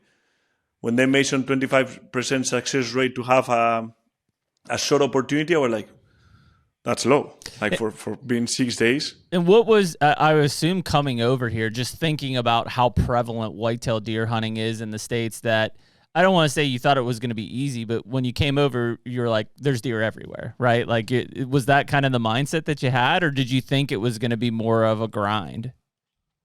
I thought there was going to be more deer. Yeah. Yeah. Like I was going to see does and bucks, but we actually didn't barely see anything. Like, we saw some stuff, but not as much as I would have thought. Yeah. And I would assume your hunting style was like, we should like move, like go find them, right? And you kind of just had to stay there. Yeah, I was stuck on a tree. Yeah. And I told my cameraman, he's like, dude, I'm over this thing. Like we have, I don't know, set up with the saddle like 14 times, have spent like, I don't know how many hours per day. Like I'm over. And he looks at me and he's like, I'm loving this. Like instead of like hiking all over the mountains with a heavy cameraman, to be able to sit down and just wait. Yeah, he's just swinging in his saddle back and forth. What was the consensus, Pedro, of the guys? They were guiding you essentially, where they're like, yeah, no, this is about right, or they're like, yeah, it's really slow because it's hot, or something like that, or what was the consensus? I think no matter when or where you travel to a hunting outfit, there is something happen. Either it's the moon or the temperature or the weather or there is always something. So it's true that it was pretty warm. So like we were like, I don't know what temperature it was, but almost like t-shirt type of weather. It was warm November. For that part of the year. That's warm. Was it last week of October and first week of November were the weeks? I think it was like first week of November in Ohio, and the other one was last week of October. Yeah. Mm-hmm. So I think last year it was particularly warm. Yep, that makes sense. Or what we were expecting, because we brought all the cold weather things, and it's so hard to plan. And also, I think it's harder when you are hunting with an outfit because they develop the plan for you, so you don't know what's behind it. Yep. So you are like, I don't know why. Like when I hunt deer, that's one of the things that I was missing out. That when you hunt deer on your estate or at home, you make the decisions. You have seen the trail cams. You know the information. So you sit there and you are like, I think I'm on the right spot. Mm-hmm. But when you are with an outfit and you don't know anything, they sit you there and you're like, I don't know. I kind of think your style. So like here in Pennsylvania, not far from where you were in Ohio, like we have a place called the Allegheny National Forest, which is just large, public land, just vast, thousands and thousands and thousands of acres. I feel like your style would almost benefit more in those situations to be like, all right, Pedro, here's 10,000 acres. Go hunt it. Like, go find them, right? Mm-hmm. Like, that seems like your style of a hunt that would align with our whitetail hunting here. Well, what led to that choice, Pedro? How did you land on those outfits, those places to hunt? So, no, the first one was not an outfit. So that was my idea, to do both, to experience both things. So in Missouri, I hunted with Brian Cole and Mark Livesey, and it was a private area that they hunt every year, but we were making the choices. Okay, yeah, let's put there, and you go there and you find a tree. And what you have seen, what not. So that was kind of like, but it's true that the area was so small that the options were a little bit limited. Yeah, absolutely. And I think as soon as you pressure those areas with too many people, like you push the deer for a week and it's That's done. Exactly it. And the other one was through an outfit because a bunch of friends were going there, and I wanted to experience also like the professional side to see how, like someone that is more structured, that they know, they have more the system dialed. Because what I wanted to learn is how you guys hunt them, to be able to see how can I apply things on our home, Yep. I think that if you do it by your own, I will be like, I don't know, I wouldn't know where to even start. But I would assume you would like some of that challenge, right? In that, just, okay, here it is, vast land, and you just start to look for sign and hunt here and you didn't see anything, or hunt here and you did see stuff. I will have fun, especially if I go with someone that can share teach you the thought process. Because for me, it's like, I see the forest, your forest, and for me, everything looks the same. Yeah. I see our forest, and I can say, okay, like the rollback will like to go through there. Yep. But kind of to get that mindset, and when you get that mindset and you understand how to read the terrain, then you start like playing the game. Yeah. But I think at the beginning, I'm too green. Yeah. I will just walk around the whole forest and probably get shouted out by a bunch of guys sitting up on a tree like, you asshole, like, what are you doing? Probably. Yeah, we get that too. Where are you going? Yeah. That's huge, man. And it's humble of you to say that, yes, we need taught at the beginning. Even in the same species, like I started hunting North Dakota, which is across the country. It's more western than we are here in Pennsylvania, still for whitetails. And the first, I was hunting with a friend, and my first, two, at least the first two trips, that I was out there, it was like a week and a half before I started like realizing, and he was teaching me, I was picking up on what he was doing, and I'm like, oh, okay. I know what a track looks like. I know what scat looks like. I know what rubs and sign looks like. But in that terrain, it was just so different. And the way that they were using, the boggy areas and like, running the river and stuff. It took me some time of just watching him and having him teach me stuff to where I finally felt like I could even contribute to the conversation of what I thought we should do. And I think it's more interesting. Like, it's not a matter of like, I don't do that because I think it's gonna have higher success. I'm doing that because for me it's more interesting to learn and to see what's going on. Like to try to have those tools to figure out and the difference from what we do here are huge. Like a scent control, we don't do anything here, and those guys were obsessed with so to see.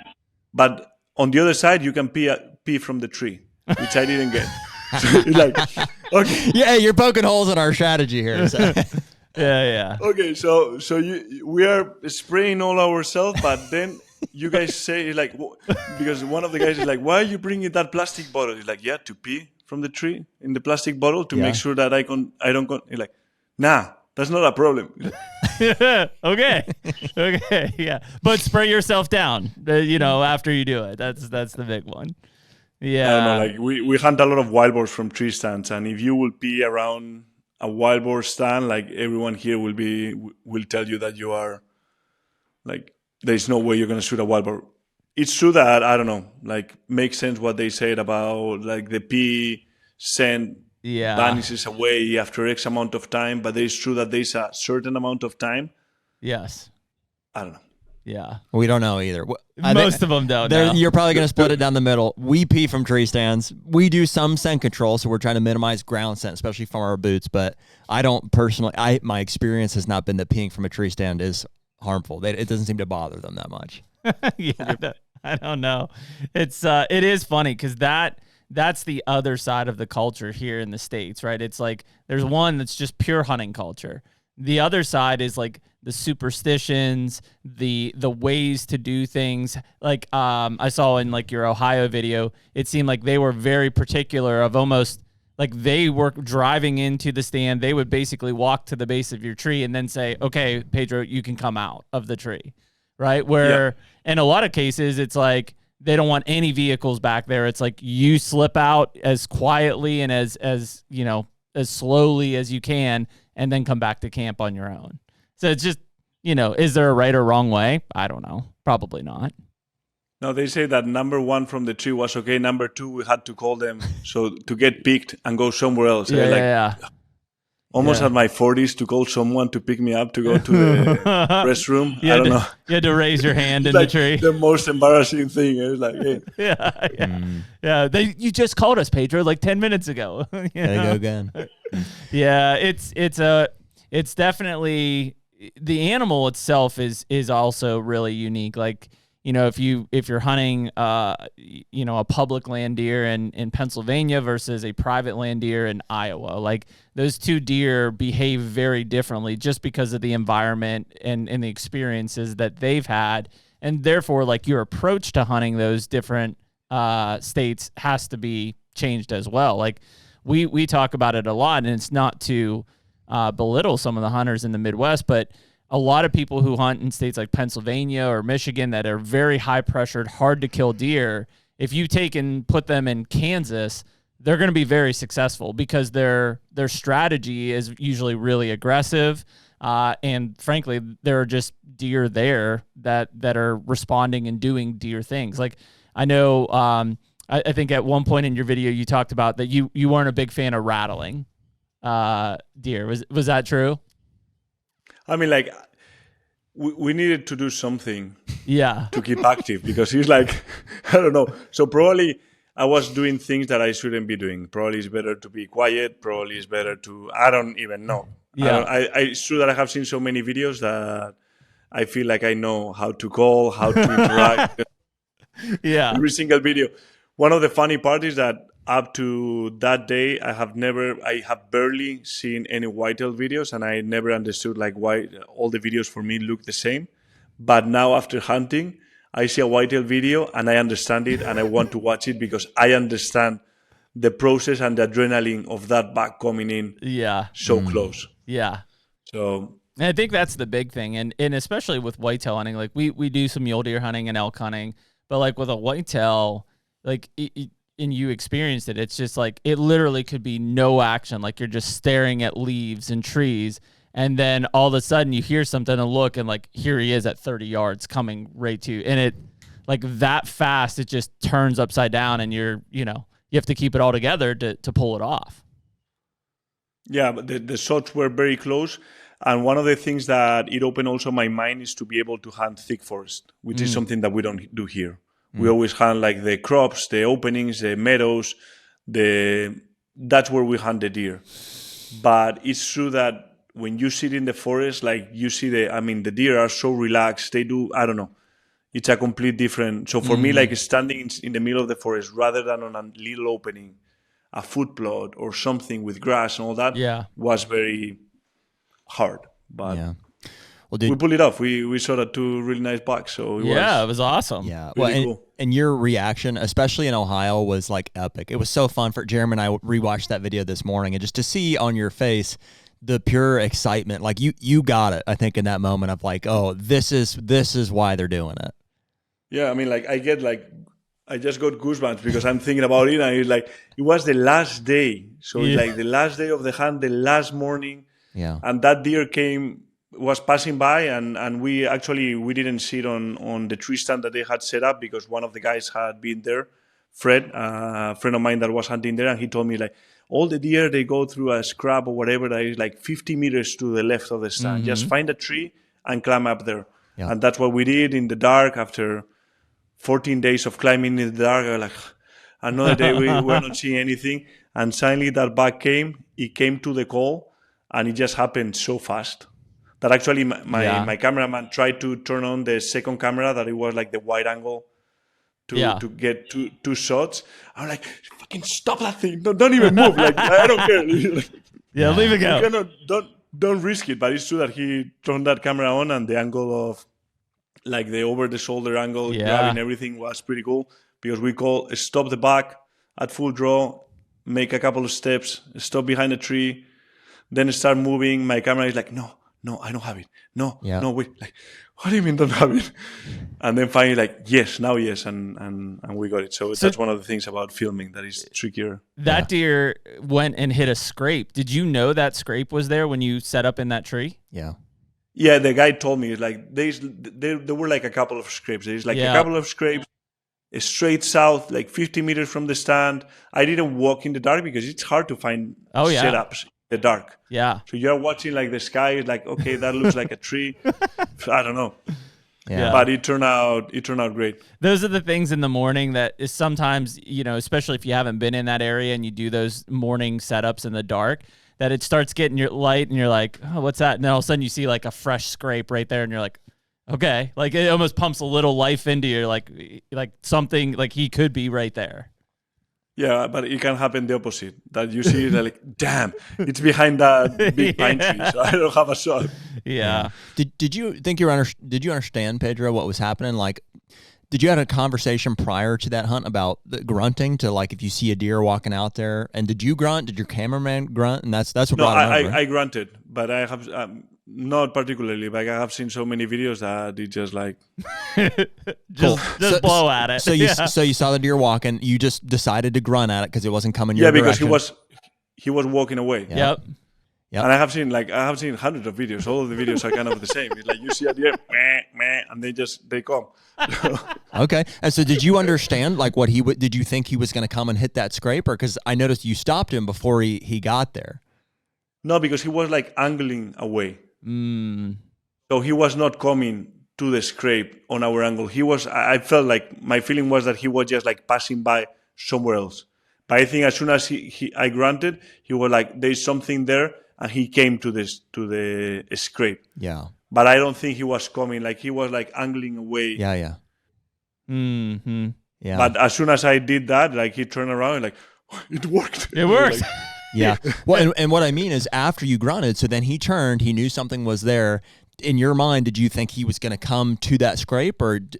Yeah. I thought that he was going to come straight to us. Yeah. Because you tried to stop him before he got there. Like I guess I'm assuming you had a shot further out that you're like, I can stop him and shoot him there. Yeah, probably now it's true that probably I shouldn't have done anything and wait for him to hit the scrape. Yeah. But I saw an opening, like, there's some, like, the shooting lanes are so small. Yeah. That if that buck, instead of that scrape, goes 10 meters behind a tree and then suddenly just vanishes. So I saw an opportunity and it's like, yeah. Probably I got anxious too, so maybe. Was the I think when you stop you to stop them, was that a video thing too? You're like, that's how I stop these things to shoot? No, like we do that often. Okay. With all the deer or whatever. Yeah. Just something to just get them to stop. I have a hard time shooting animals like walking or moving. Like even if they look like they're stopped, like by the time you execute the shot, they move. They always like move a little bit. So I like. Perfect. But in the scrape, he like stopped perfectly. It was I was worried about hitting that shoulder because with the mechanicals. Yeah. Now that I have seen it, probably at those ranges, I don't think you will need a mechanical. I will shoot a fixed blade to make sure that if you hit the shoulder or something, just go through. Yeah. Yeah. But. Well, the fact that you pulled that off without like an experienced whitetail hunter over your shoulder telling you when to draw and how to do that stuff, I think is pretty awesome.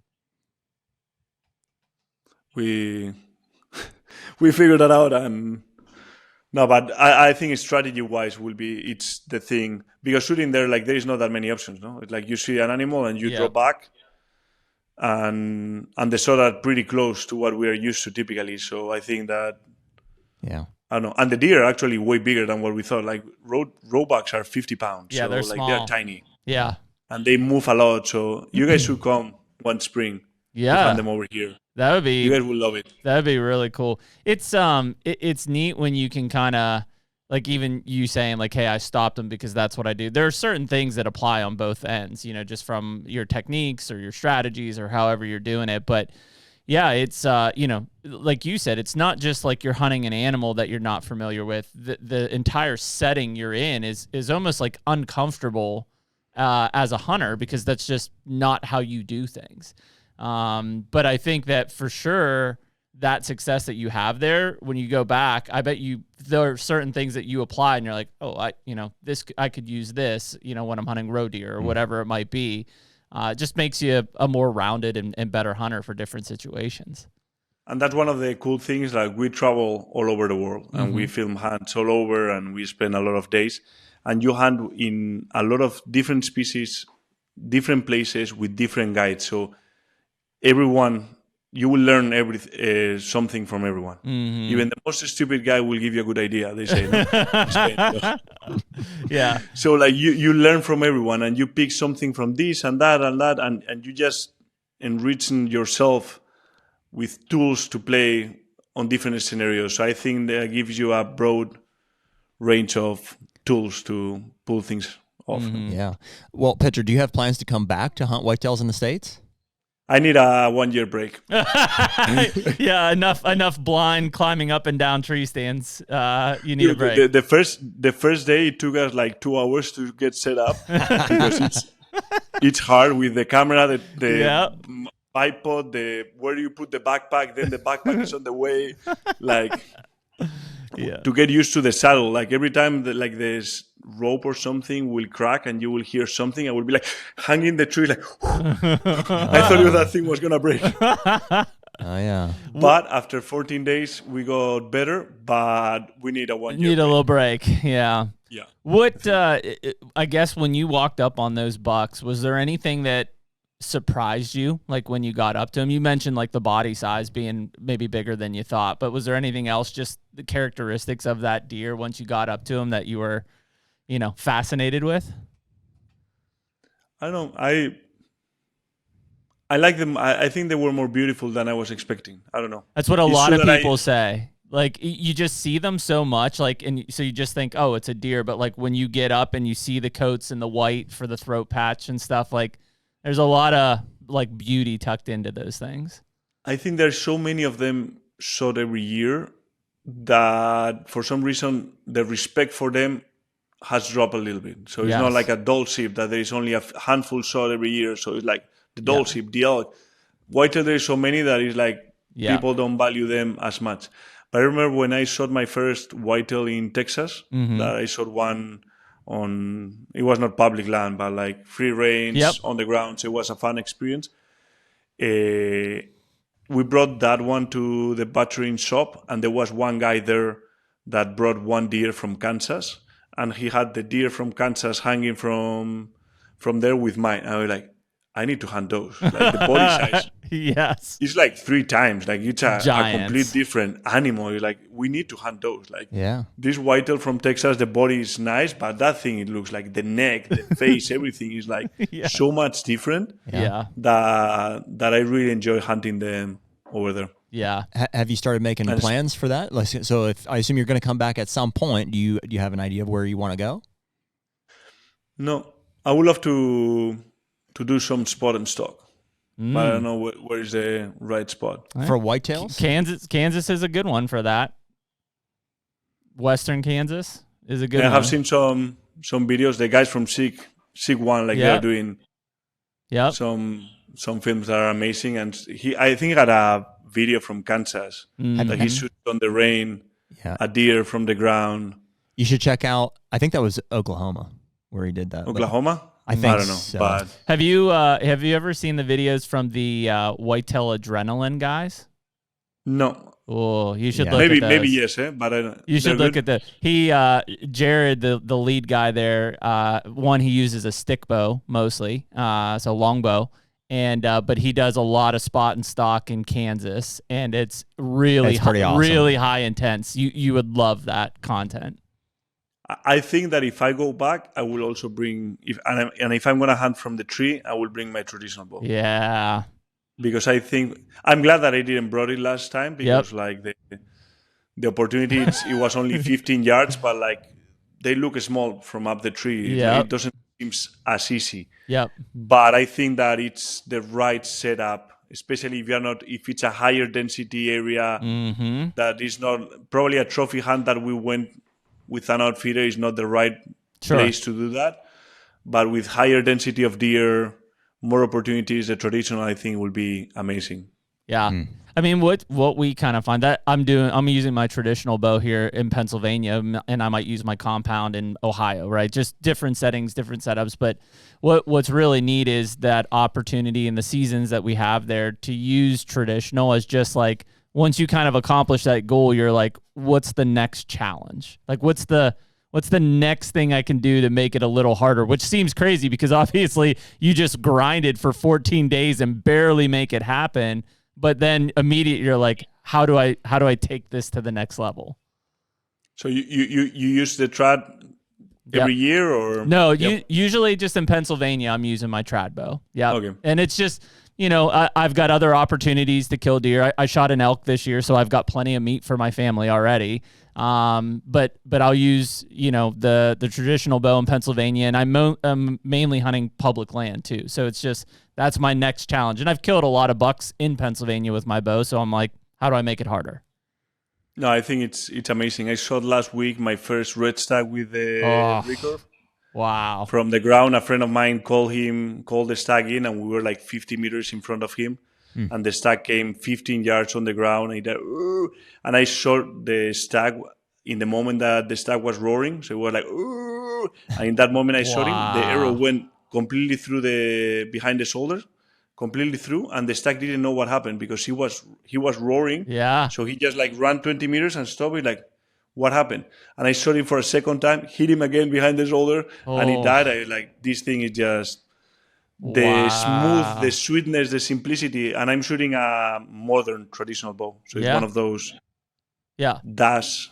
I don't know if you know. No, so does it have like more of a modern riser? Yeah, like aluminum riser, carbon limbs and all that. And I feel like they are easier to tune, easier to shoot.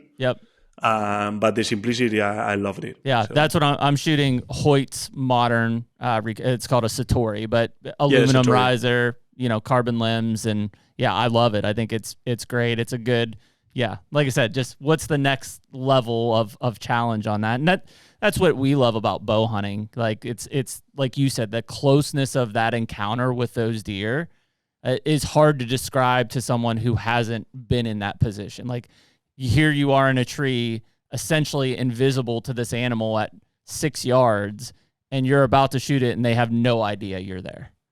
No, that's beautiful. Do you shoot fixed scroll, or do you shoot completely instinctive?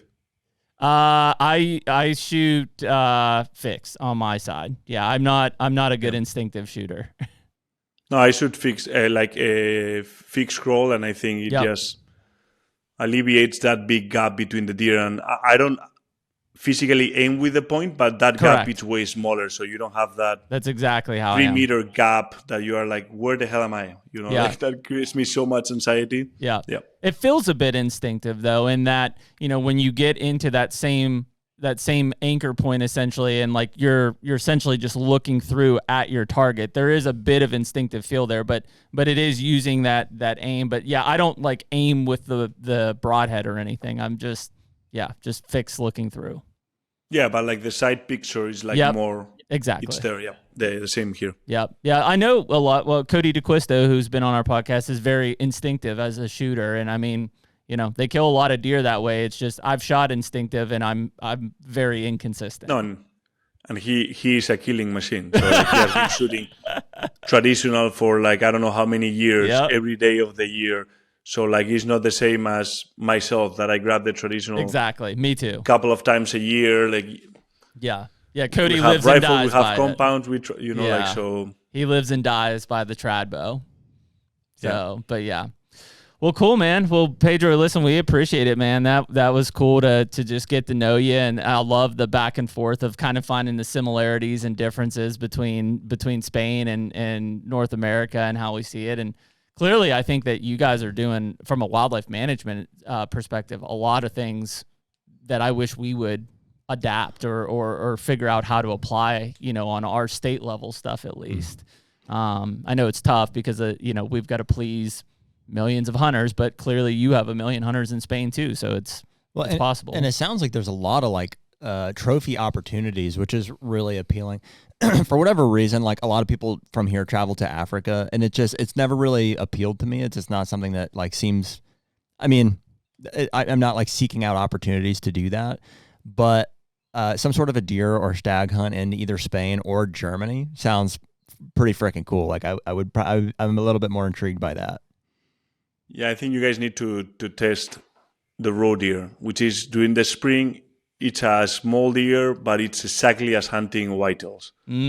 So I think you will love the same process, same thought, understanding it's a very territorial animal. So once you know what they do during the year, so it's a lot about strategy. So I think it will be the right animal for you guys to. That's good enjoy. feedback. We'll lean on you for it when we're ready for that. Let's stay in touch, and if we can help place you somewhere here in the States here too, we have some contacts in Kansas and stuff like that. We'll help you. I'd really like when you're ready, because you need a reset. That is the fit with adrenaline. With Scheffler. Doing a Scheffler spot and stock, and potentially if you're going to do 2, I think taking on a bigger piece of public land to where, again, like you said, as long as you have somebody to help, think through the strategy, but you have more room to just hunt, I think would appeal to your style a lot better. Do you have a point in Kansas right now? Preference point? I don't think so. You should buy one. Is it too late? I don't know. You should check and see if you can buy a preference point, just because sometimes it takes 2 years to draw, so you want to make sure. If he's in Western Kansas, he probably won't. Yeah, need maybe one. not. Maybe not. But can't hurt to pick one up just in case. Mm-hmm. Yeah, I'm buying a bunch of points like I'm doing with Worldwide Trophy Adventures. They manage all my tag system because I never. Yeah. Yeah, I never understood it properly because I lost my points. So those would be great guys Montana. they'll. Yeah. So those would be great guys to lean on for that. And like I said, I don't think that Western Kansas you'll need one yet, but who knows? That could change. Yeah. So, well, perfect. Well, Pedro, we appreciate you coming on, man, and talking with us. We really enjoyed it and enjoyed the content, and looking forward to seeing more coming from you guys. Thanks a lot. And hopefully we cross paths, and best of luck with the cold front. No, you guys are going out today? We're going to give it a shot. Yep. Yeah, that's awesome. The HUNTR Podcast is brought to you by RackHub. Well, dude, sheds are starting to hit the ground. Yeah, and although we usually don't find many of them, we've done pretty well this season so far. I would say for just, a handful of walks, we've got a pile of sheds to show for it. So, yeah, I'm excited. Yeah, I mean, if shed season would end today, I think it was pretty successful. So this year, we're partnering with RackHub. It's an antler mounting system for your sheds. Yeah, and obviously, people have watched our podcast. We've got this massive pile of sheds that are on the table at all times, but you guys took the time to set up Wide Boy Shed on the R1, which is a really cool way to now have that thing right off to my left-hand side during the podcast. So some of these sheds just call for a little bit more appreciation, I guess. So rather than being on a pile on the table, we're going to mount them on the wall, and they look awesome. So yeah. And so if anybody wants to try RackHub, you can use the code HUNTR10, HUNTR10 at RackHub.com to get 10% off your order. Use RackHub to make the most of your shed season. So anyways, we were talking about fresh perspective, and just Pedro seems happy on stuff. And, the management stuff is really the intriguing piece there for me because, first of all, it in essence, it is public land, right? It's privately owned by the towns, and then the town leases it for an income stream. Mm-hmm. Okay. That's genius. Because if I look at, if I even said, from a county level, at our state side, think about the amount of public land in we're in Fayette County or in Somerset or Westmoreland or whatever. Say the county owned that land, and then you could lease that land, and then the county gets that money and it goes back to school districts. I would assume, number one, your taxes would probably be way lower because you have an income stream. I don't know how it translates because it's how many hunters do we have in Pennsylvania? 650,000. Yeah, so between Pennsylvania and West Virginia, let's say, or Ohio, it's you have as many hunters as you have in the entire state of Texas. How many hunters you got in Texas, you think? 1.1. 1.1 million. So just over what they have in Spain. Yeah, and so I just don't know. Again, it's like a cat in the bag thing. I don't know how do you unwalk because it's private land is what we have here. most people are hunting private land in some way, shape, or form. Over there, it doesn't seem like there is as much private land ownership. It's just... I'm sure there's some, but it is a lot of town and government-owned land, which then is leased back for private use. I just don't know if it can support the number of hunters that we have here. Like, that would work from a management... It's a cultural side. The way to do it, Yeah. You know, because like if you said, okay, let's take Allegheny National Forest, which is hundreds of thousands of acres, and divide it up into 1,500 acre leases and then lease that out, that could hold a lot of people, especially for the style of hunting we do. Right? I don't know. Yeah, it's so hard to figure. I don't know. So, I mean, it could hold a lot of people, but it does hold a lot of people currently. Yeah. So I don't, and again, it you know, in retrospect, because like we're down the rabbit hole of North American wildlife. Yeah, well, it's interesting to hear how they're doing it over there. I had no idea that they had that kind of a hunting culture, and like especially that there's that much emphasis put on the management of those areas. So it's like super cool. The policies of like, hey, you didn't kill enough does, like you better kill them, or we're gonna fine you, or we're gonna kick you out. Basically, that's crazy. Germany sounds like the place to go. Well, it's so like because you start to hear that stuff, it's like. In a weird way, it's like it's not, because that's the European model of wildlife conservation, which is very different than what we have. But it's like it's not that far off from where we're going. Like the thing that I hear from a lot of people, mainly professionals and stuff, but they're like, boy, like you have to remember the North American wildlife conservation model. Like if we don't have this, we go to the European one, and almost like it's bad. Like I'm listening to that and being like, okay, there's 1 million people that hunt. They all seem to have places to go, which we don't here in the States. See, I don't know about that. It does sound like they're in high demand. So they're for certain tags and stuff like that. Like, well, no, for access to the leases, I mean. Yeah, and he said like some are better than others. I get that. Sure. And like you may not get ibex tags, but you can get deer tags easily, or you may get, you know, what a upland bird. Anyways, I would say we probably have more access issues on that side. They clearly are managing for better quality animals and a more balanced age structure than we are in the States, primarily. Right. So here's a tough gap to figure on this. Is like, so it sounds pretty comparable to Texas in terms of number of hunters. 1 million hunters, roughly the size of Texas. Yep. So that's the same. Yep. You know, to try to apply that to like Pennsylvania, for instance, it's like, okay, you have 600,000 hunters, so about half, but like it's like the state, the land mass is like whatever, smaller. A fifth of the size, sixth. I don't even know. It's probably half the size of Texas. Pennsylvania? Oh yeah. No way. I bet it is. No way. Not even close. I bet it's close. Texas is like half the size of the United States. No, that's Alaska. They're both pretty freaking big.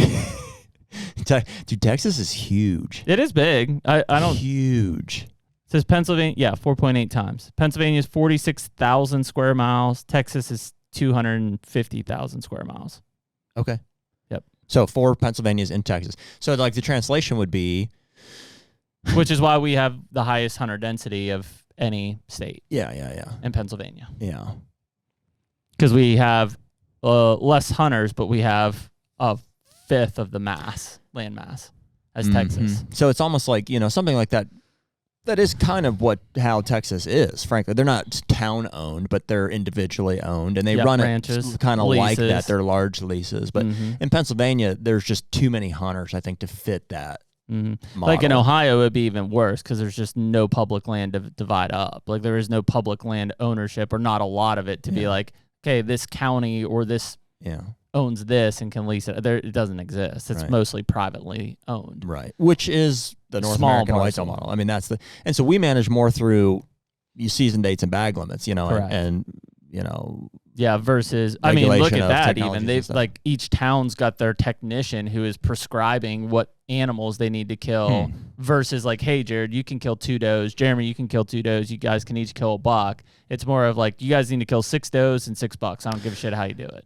Regardless of the ownership of the land, it seems like it can be done. Like we've spent, years talking now about how we would change the management practices here. He said blatantly, like they have earn a buck. They have, they have requirements on the age and class. I mean, that's the way to manage a wildlife population. They're managing the herd. We're just not doing it here. The wildlife population should be managed in how many animals are on the landscape, how many animals need to be removed from the landscape, which is a quota. The crazy thing is they do that for, especially the one that comes to mind the most is mountain lions in the West. Mm-hmm. Most of those seasons are based on quota. When that quota is reached, they close the season. Right. So if it's like, hey, they can kill 50 mountain lions in this zone in Montana. When they hit 49, they're like, hey, season's closed. Done. It could have extended for 3 more weeks. Yeah. But it's done. It's over. Well, and that's a small, you know what I mean, because we rarely hit what guys feel as a quota of whitetail deer. I think a big part of that is they have no idea how many deer are on the landscape in places. Well, yeah, but they've said they don't need to. They just need to know how many are getting killed compared to last year, which I don't necessarily disagree with. I do. It's okay. You don't know how many deer were last year, and you know how many deer.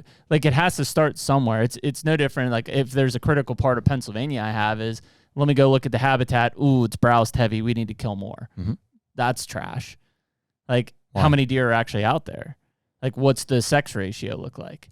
Like, well, yeah, but nobody seems to be able to do that at scale, including. Oh, they do. In Spain, probably. I bet Spain has a literally like a census of the animals on those properties. How do you think they're doing it? Technician flying over with helicopters and stuff, probably. Maybe. That'd be my guess. Maybe.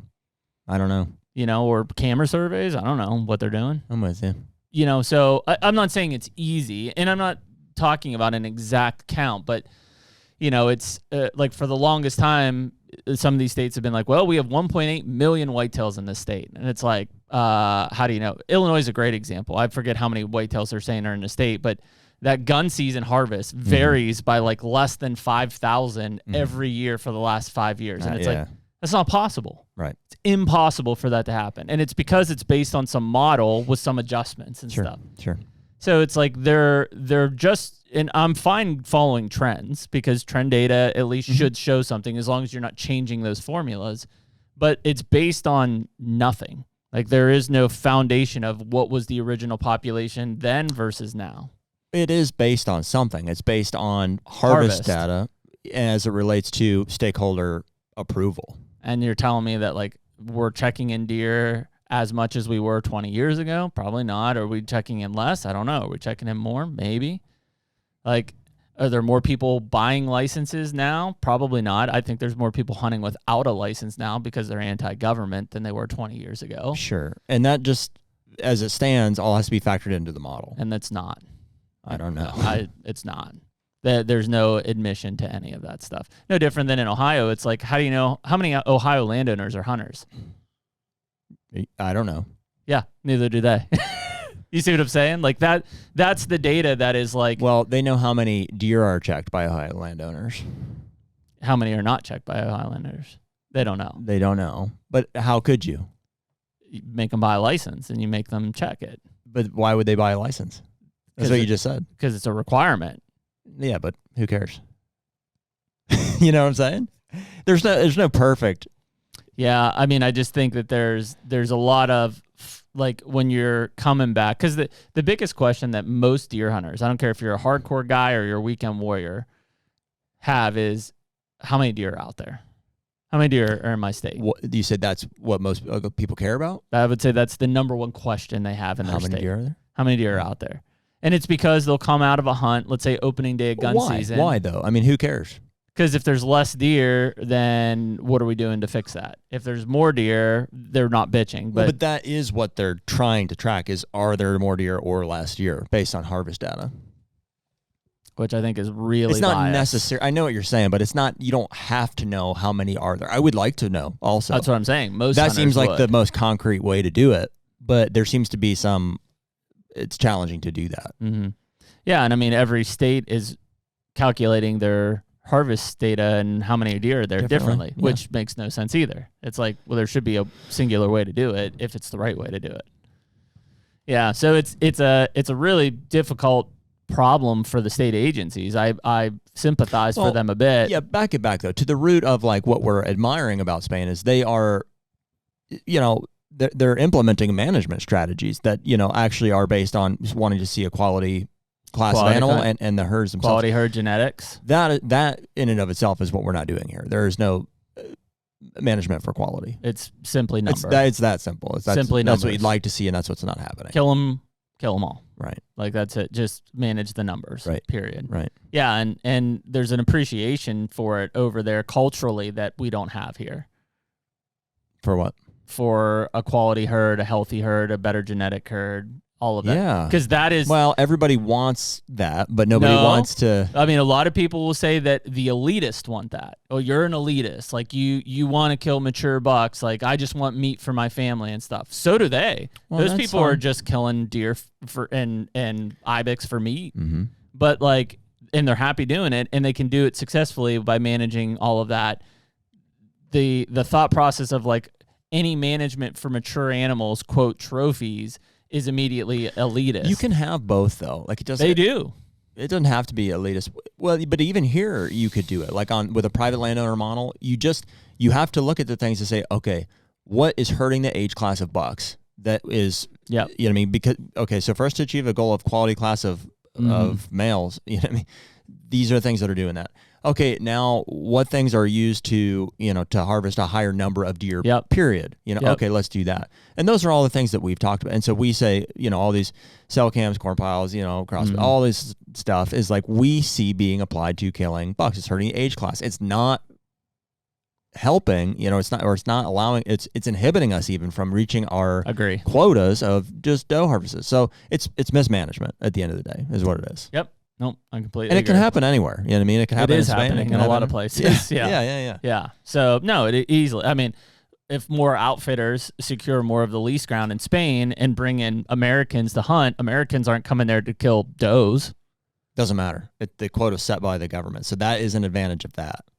Yeah, but I think... That's the problem here, because he's like, you can just stack all these guys in here and kill whatever you want. Like, that's crazy. Yeah. And it is crazy. Yeah. There, the quota is set based on the area. Mm-hmm. So in a perfect world, you would take to it and apply, okay, so this property can sustain this or this. You can kill this or, but... And if you don't kill the 6 does we told you to, eventually we're going to kick your ass out, which doesn't happen here. Yeah, well, and on a landscape level here, that just looks like... that's an Ernebuck. That just looks like Ernebuck. That's what I'm saying. It's like, it clearly is working there. Like, I know Ernebuck has its... common sense. Ernebuck is common sense. It has its flaws, for sure. But if the responsibility or the necessity is to kill does, which in some states, in some places, like some places in Ohio, yes, it needs to happen. Southeast Ohio? No, I would say this year you don't need to kill does. Of course. Some of these Midwestern states that have been hit with EHD and I don't think are having the reproductive rates that they used to have, I don't think you need to kill does in those spots. But if you would implement a quota that said, in order for your buck tag to be active, you must harvest a doe because you're in this doe management area. It's pretty freaking simple. Go kill a doe, check it in, buck tag's active. I don't see where the issue lies in that. No, I agree. And I was almost thinking, like, if you could do it, like, almost doesn't matter if you kill a doe specifically or just the quota is met. But well, I think if you go to landowner level, then yes, you could do that. But if you go people level, right, because that's the difference, is they're managing the property. Mm-hmm. We're managing bag limits via the people. Right. So if it's via the state level and people, it has to be you kill the doe in this area. And it activates your buck tag. If it's your property, it's got to be area based, though. Yeah, and I'm wondering how you would even do that. Because you could have a doe management unit. We used to have them here. I mean, it was county level. Now it's the wildlife management. Yeah, that's exactly what I'm saying. Yeah, that's how you would do it. So you say in this quota, you don't necessarily have to kill doe if the quota's been met. Correct. Then it's who cares? It's not like a punishment on a per person basis. But there has to be some repercussion, because what if the entire wildlife management unit doesn't meet their quota? Who gets knocked for it? If I killed a doe, I did my part, but you didn't. You know what I mean? How would you do that? I think you have to put it still on the people level until the quota is hit. Exactly. Yeah. So if I kill a doe, I get my buck tag. Mm-hmm. If you don't, if I kill 2 does, nothing happens until the overall quota is. I don't know. You have to run the system. But there would have to be something there, like basically your buck tag just is never active until you kill a doe, and then once the quota is met, everybody can kill buck. Enough does. Yeah, we can go. Everybody's happy. Yeah, and I don't know if you reward somebody later down the line and like give them an extra buck tag or something after they kill X amount of whatever. There's a way to do it.